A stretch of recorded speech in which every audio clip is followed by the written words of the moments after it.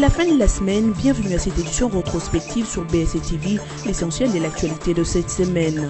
Remise et reprise au commissariat général de la police nationale congolaise, le général Dieudonné Amouli, nouveau commissaire général de la PNC, a pris possession de son nouveau bureau mardi 18 juillet dernier à Kinshasa après sa nomination intervenue le lundi 17 juillet dernier. Le successeur de Charles Bisengimana a rassuré qu'il fera de la formation de policiers sa priorité et rétablira le climat de confiance entre la population et la police nationale congolaise. Et puis, la Commission électorale nationale indépendante a publié le mardi 18 juillet dernier les calendriers de l'élection de gouverneurs et vice-gouverneurs de 11 provinces, à savoir le Bas-Ouélé, l'Équateur, le Haut-Katanga, le Olomami, le Kassai central, le Kwilu, la Mongala, le Sud-Kivu, le Sud-Ubangi, la Tchopo et la Tchouapa. En attendant, le dépôt de candidatures ont débuté le jeudi 21 juillet dernier et se poursuivra jusqu'au 25 juillet 2013. Sinon, le vote et la publication provisoire des résultats interviendra le 26 août 2017. Enfin, en dehors de nos frontières, après 3 pays africains, notamment le Maroc en 1989, le Madagascar en 1997 et le Niger en 2005, c'était au tour de la Côte d'Ivoire d'accueillir le 8e jeu de la francophonie qui ont débuté le vendredi 21 juillet 2017 et qui prendront fin le 30 juillet prochain. Réunissant au moins 84 pays membres de l'Organisation internationale de la francophonie, la RDC y est représentée par ses 80 athlètes et artistes conduits par Papi Nyangou, les ministres du Sport. Le général Dieudonné Amouli, nouveau commissaire général de la police nationale congolaise, fait de la formation des policiers sa priorité. Après avoir pris possession de son bureau le mardi 18 juillet à Kinshasa, à l'issue de la cérémonie de remise et reprise avec son prédécesseur, le nouveau patron de la police a fait savoir que la priorité de sa mission sera de former des policiers. Une tâche qu'avait déjà commencé son prédécesseur Charles Bisengimana et qu'il va continuer à assurer Dieudonné Amouli. Il a aussi promis de rétablir un climat de confiance entre la population et la police. Il convient de rappeler que c'est le lundi 17 juillet que le président de la République, dans une série d'ordonnances lues à la télévision nationale, a procédé à la nomination au sein de la PNC et de l'armée de nouveaux commandants. Dieudonné Amouli, chef d'état-major adjoint chargé des opérations des FARDC, a remplacé Charles Bisengimana au commissariat général de la police nationale. Le général Célestin Kanyama, patron de la police à Kinshasa, a été remplacé par le général Sylvano Kassongo Kitenge, qui était commandant de l'unité de protection des institutions et hautes personnalités. Le général Kanyama a quant à lui pris la direction générale des écoles et de la formation de la PNC. Adjoint du chef de la police de Kinshasa, le général Palanganawej Elvis a pris la tête de la Légion nationale d'intervention. D'autres commandants de la police provinciaux ont été permutés ou nommés. Par contre, plusieurs officiers sont admis en retraite. C'est le cas du général Jean-Dédié Oleko, inspecteur général de la police. Il a été remplacé par le général Charles Raous, qui était le patron de la police au Congo central. Du côté de l'armée, le général Bonane Bouroré, lui, a remplacé le général Amouli au poste du commandant adjoint chargé des opérations et renseignements de la 13e région militaire. Ces nominations ou permutations ont aussi eu lieu dans les provinces. La Commission électorale nationale indépendante a rendu public mardi 18 juillet le calendrier de l'élection des gouverneurs et vice-gouverneurs des provinces suivantes: Bas-Ouélé, Équateur, Haut-Katanga, Olomami, Kassai central, Kwilu, Mongala, Sud-Kivu, Sud-Ubangi, Tchopo et Tchouapa. Selon le communiqué de la centrale électorale signé par son rapporteur adjoint Onésime Koukatoula, les dates se présentent comme suit. Du 21 au 25 juillet 2017, dépôt des candidatures auprès des représentations provinciales de la CENI. Du 26 au 30 juillet 2017, retrait, ajout ou substitution des candidatures. Du 31 juillet au 1er août 2017, transmission de dossiers physiques des candidats au bureau de la CENI et délibération en plénière. La publication de la liste des candidatures recevables et non recevables interviendra le 2 août 2017. Quant au dépôt des recours en contestation des listes des candidatures devant les cours d'appel, cela interviendra du 3 au 4 août 2017. Du 5 au 11 août, il y aura traitement des contentieux des candidatures par les cours d'appel. La publication de la liste définitive des candidats par la CENI aura lieu le 12 août 2017. L'accréditation des témoins, observateurs et journalistes au secrétariat exécutif provincial de la CENI se fera du 12 au 21 août 2017. Du 18 août au 16 septembre aura lieu la convocation de la session extraordinaire des assemblées provinciales. La campagne électorale débutera du 22 au 24 août 2017. Quant au vote des gouverneurs et vice-gouverneurs, y compris l'annonce provisoire des résultats par la CENI, interviendra le 26 août 2017. Du 28 au 4 septembre 2017, les candidats malheureux déposeront leur recours en contestation des résultats devant les cours d'appel. Et le traitement des contentieux de ces résultats devant les cours d'appel aura lieu du 5 au 11 septembre 2017. La publication des résultats définitifs par les cours d'appel se fera le 12 septembre 2017. Il convient de signaler que c'est suite aux vacances juridiques constatées à la tête de ces 11 provinces que la CENI a convoqué les élections de nouveaux dirigeants. Processus électoral en République démocratique du Congo, le président de la Commission électorale nationale indépendante s'est enrôlé ce mardi 18 juillet à Kinshasa. Au-delà de sa casquette de président de la CENI, Corneille Nangaa remplit son devoir civique étant citoyen congolais. Une occasion aussi de sensibiliser les potentiels électeurs à s'enregistrer massivement, surtout à Kinshasa où l'on avance lentement mais sûrement de la fin du processus d'enrôlement. Je suis venu accomplir mon droit civique.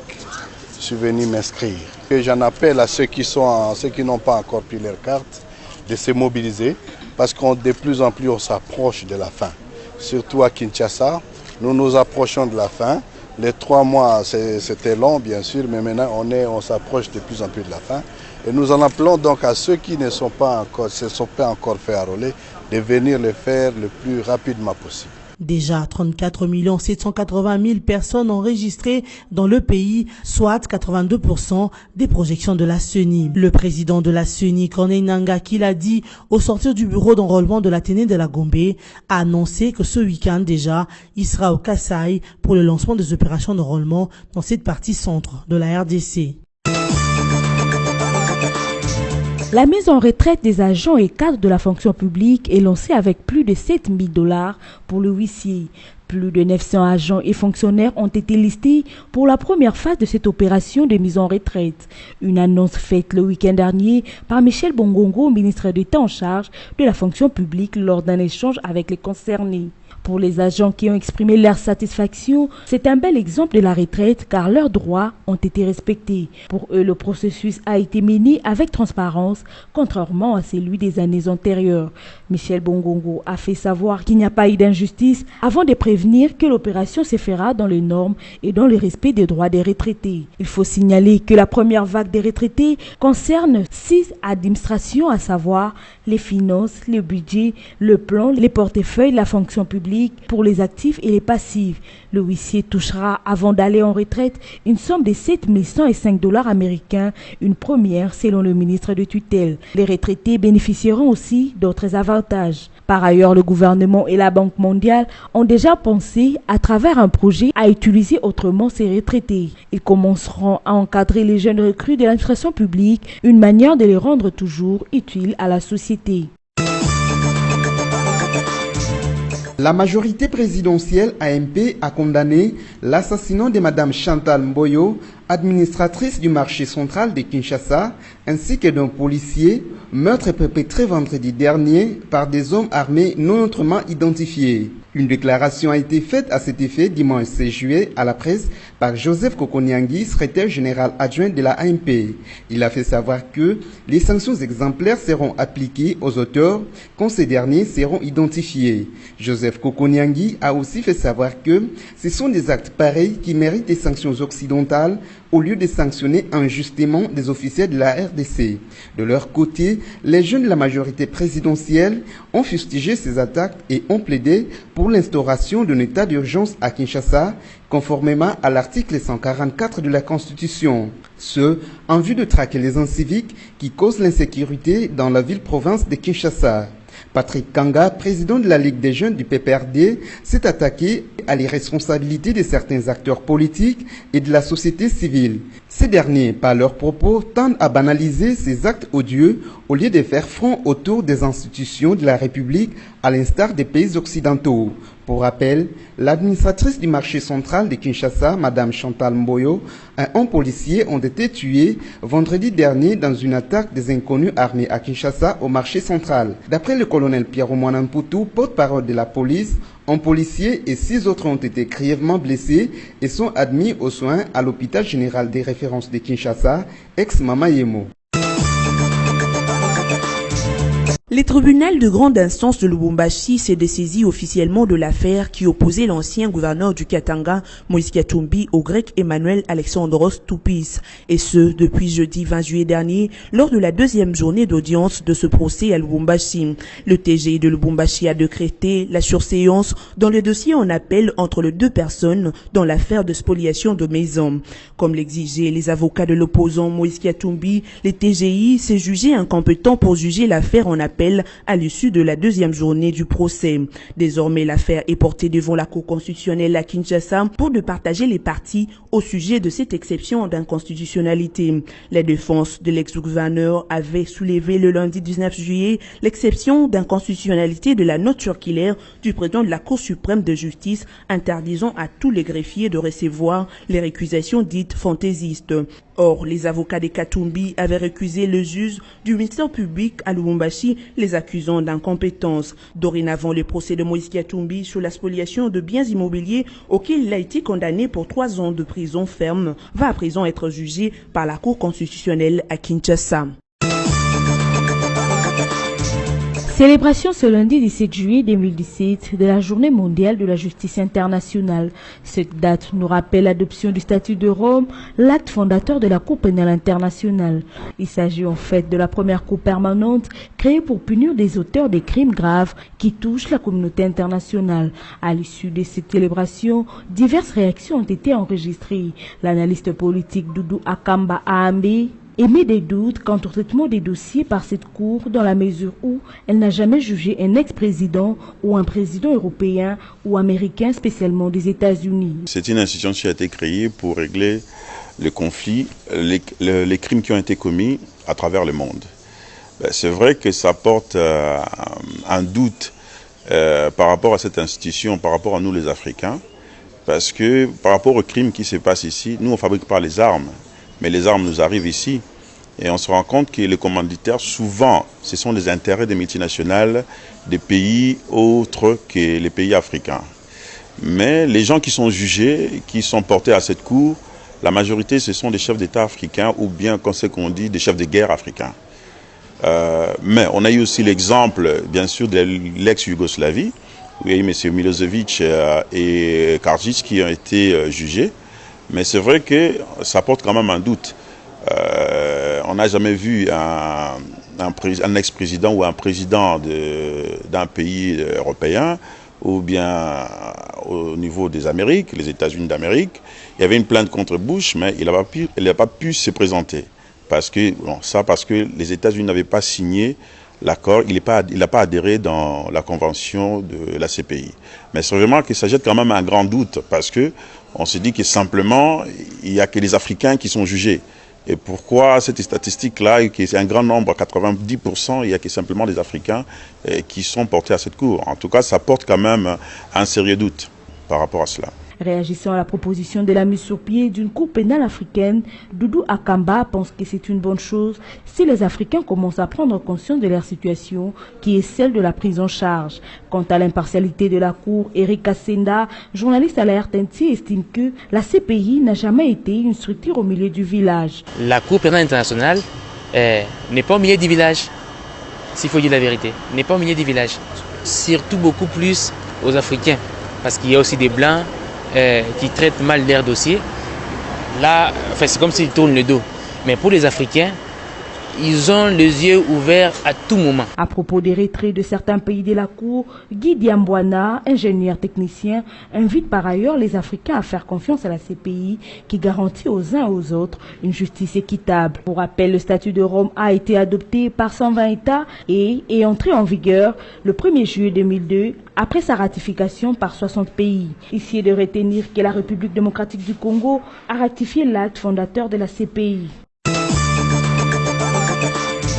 La conférence épiscopale nationale du Congo, SENCO, condamne, dans un communiqué publié lundi 17 juillet dernier, l'enlèvement de 2 prêtres catholiques de la paroisse Notre-Dame des Anges de Bouniaka au diocèse de Butembo-Beni, dans la province du Nord Kivu. Il s'agit de révérend Abbé Charles Kipassa et Jean-Pierre Akilimali, pris en otage par une dizaine de hommes armés non encore identifiés les dimanches 16 juillet 2017, peu avant 22 heures. Partant de cette triste situation, cette commission de l'Église n'apprécie guère le climat d'insécurité qui a élu domicile dans les pays et invite de cette manière les autorités congolaises à accomplir correctement leur mission qui est celle de garantir la sécurité de personnes et de leurs biens.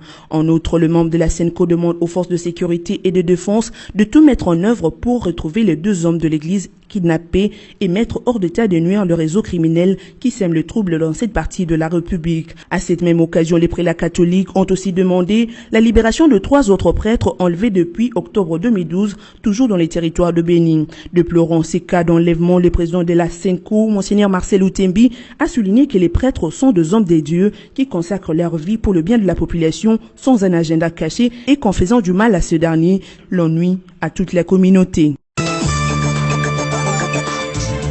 5 nouvelles bases militaires ont été installées dans les Kasaï par la MONUSCO. C'est ce qu'a affirmé le commandant adjoint de la force onusienne, le général Cummings, le mercredi 19 juillet dernier, au cours de la conférence de presse hebdomadaire de la MONUSCO à Kinshasa. Le général Cummings a expliqué que ces 4 bases installées à Kananga, Chimbulu, Luiza et Bulungu fonctionnent déjà et sont ainsi reparties dans ces zones pour élargir le périmètre de sécurité. Et à lui d'ajouter que notre détachement est arrivé à Chikapa comme le précurseur d'un autre plus important. Alors que la MONUSCO installe de nouvelles bases dans les Kasaï, elle enferme quelques-unes fixées dans la province du Nord Kivu pour des raisons de plus de mobilité. Ce, dans le cadre du changement du mode opérationnel de la mission onusienne en RDC, a expliqué Maman Sidikou, le représentant spécial du secrétaire général de l'ONU en RDC. Ce nouveau mode opérationnel qui consiste à privilégier la mobilité et la flexibilité des interventions militaires comprend de cette manière les patrouilles de longue distance, les patrouilles de démonstration de présence, la surveillance aérienne, mais également les déploiements rapides en cas d'incident de sécurité.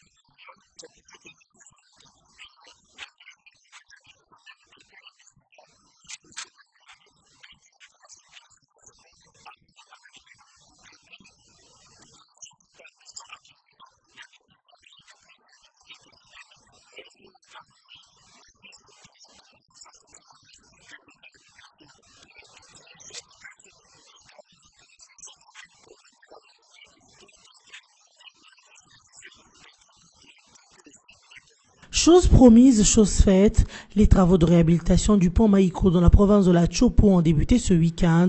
Ce pont qui relie l'axe Kisangani et Lubuntu et mène vers la ville de Bukavu au sud Kivu date de l'époque coloniale et fragilisé vu sa vétusté. Mais aussi le tonnage de 25 tonnes maximum par véhicule n'est pas respecté. Au cours des travaux, les matériaux détruits sur ce pont seront remplacés. L'anti-rouille sera aussi appliqué sur les matériaux. Question de renforcer le pont Maïko. D'ici 2 semaines, les travaux peuvent prendre fin pour que le trafic reprenne sur le pont Maïko. Certaines dispositions ont été prises pour une longévité de ce pont, notamment la sensibilisation des responsables des camions pour respecter le tonnage. Ensemble, le ministère des ITPR et le FONER mettront en place des dispositifs de paysage pour faire respecter les tonnages. Le ministre des Infrastructures, Thomas Louaka, a visité au cours de son séjour à Kisangani la première usine de construction de maisons préfabriquées en République démocratique du Congo. Une usine de très haute technologie qui va rendre abordable le coût de construction de maisons à la population de Kisangani. Selon le ministre des ITPR, Kisangani, étant la 3e ville de la RDC, devrait être construite, surtout avec le lancement des travaux de réhabilitation des infrastructures.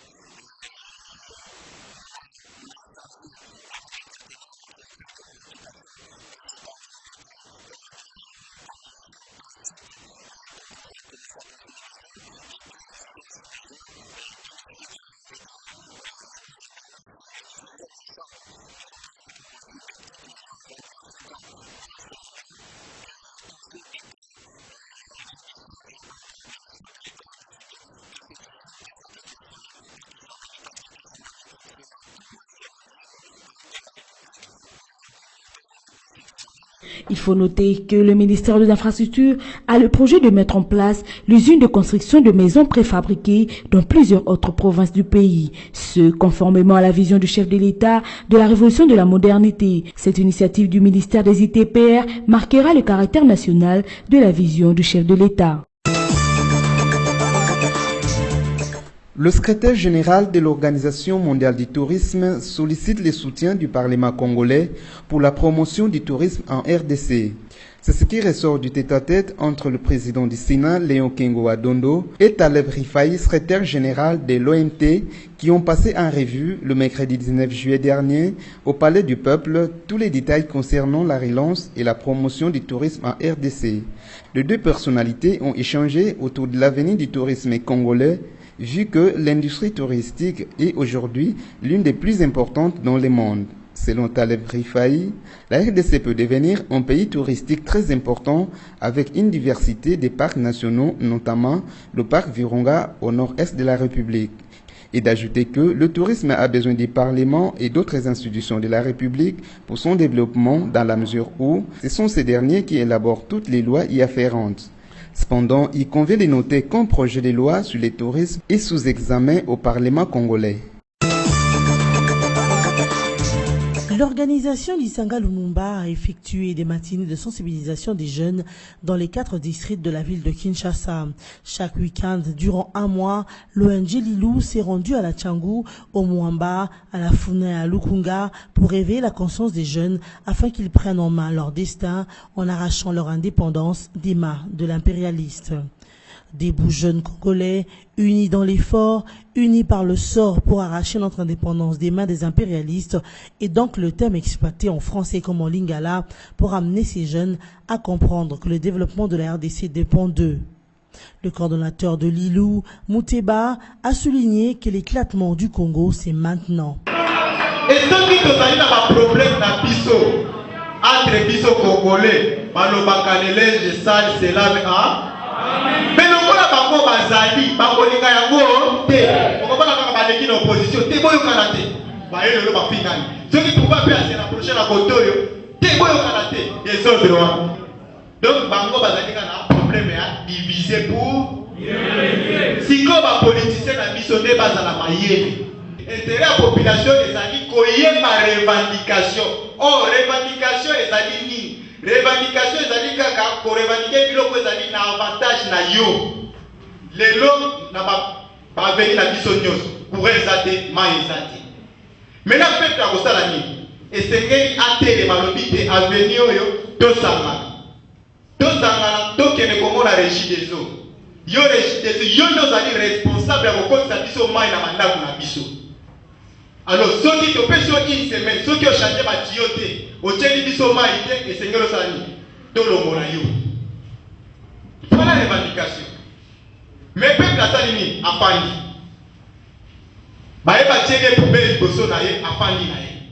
Mais ceux qui va baigner, tout s'arrête à Bini, au Koswani. Là-bas, tout s'arrête aux Unis. Les 19 Tobimi, Babomi Ba.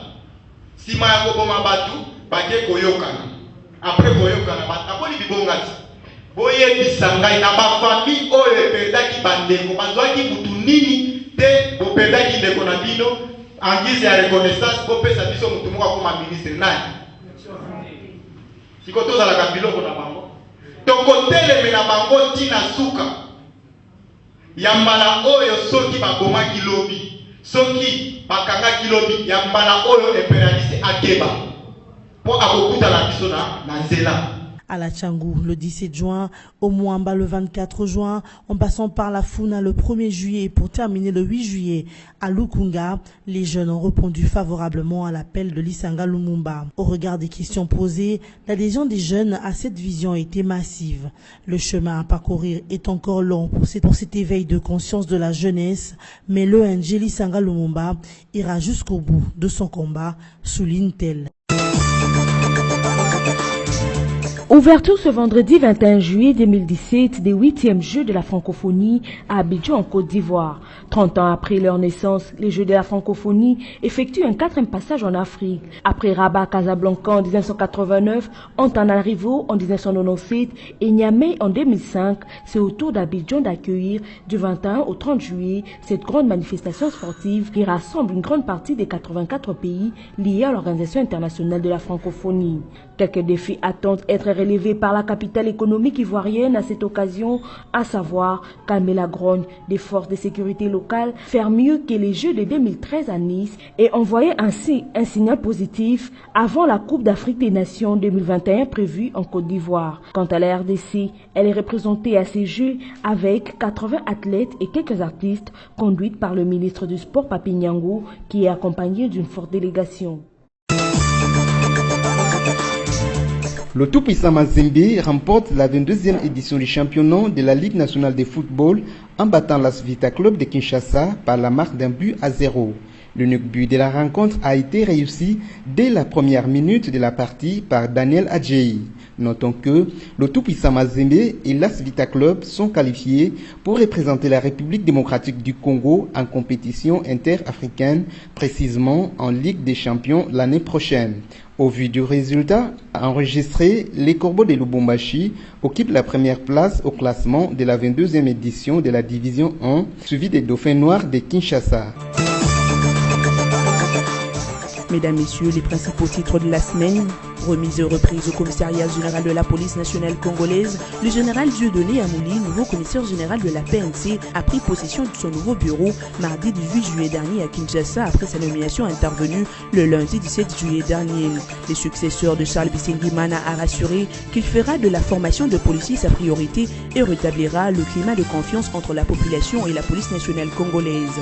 Et puis, la commission électorale nationale indépendante a publié le mardi 18 juillet dernier les calendriers de l'élection de gouverneurs et vice-gouverneurs de 11 provinces, à savoir le Bas-Ouélé, l'Équateur, le Haut-Katanga, le Olomami, le Kassai central, le Kwilu, la Mongala, le Sud-Kivu, le Sud-Ubagi, la Tchopo et la Tchouapam. En attendant, le dépôt des candidatures ont débuté le jeudi 21 juillet dernier et se poursuivra jusqu'au 25 juillet 2013. Sinon, le vote et la publication provisoire des résultats interviendra le 26 août 2017. Enfin, en dehors de nos frontières, après 3 pays africains, notamment le Maroc en 1989, le Madagascar en 1997 et le Niger en 2005, c'était au tour de la Côte d'Ivoire d'accueillir le 8e jeu de la francophonie qui ont débuté le vendredi 21 juillet 2017 et qui prendront fin le 30 juillet prochain. Réunissant au moins 84 pays membres de l'Organisation internationale de la francophonie, la RDC y est représentée par ses 80 athlètes et artistes conduits par Papi Niangou, le ministre du Sport.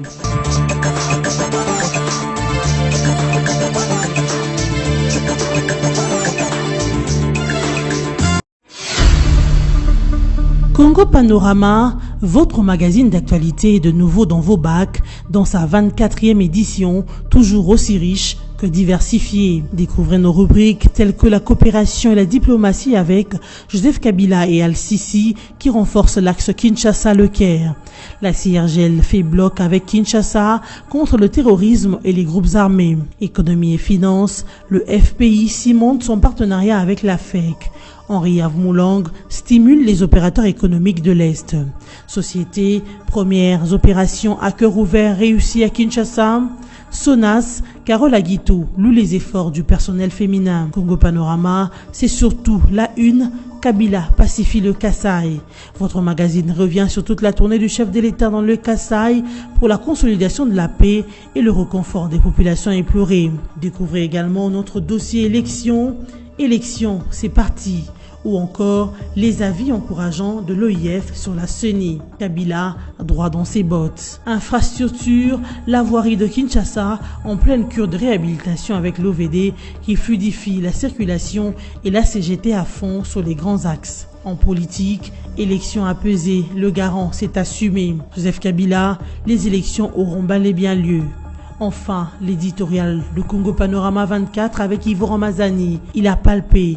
L'éditorialiste revisite le parcours pacificateur du président de la République et constate qu'à chaque menace contre la paix, il s'est toujours rendu à la rencontre des populations pour écouter et apporter des solutions. Et la situation au Kasaï n'a pas fait exception. Congo Panorama, s'investir pour un Congo émergent.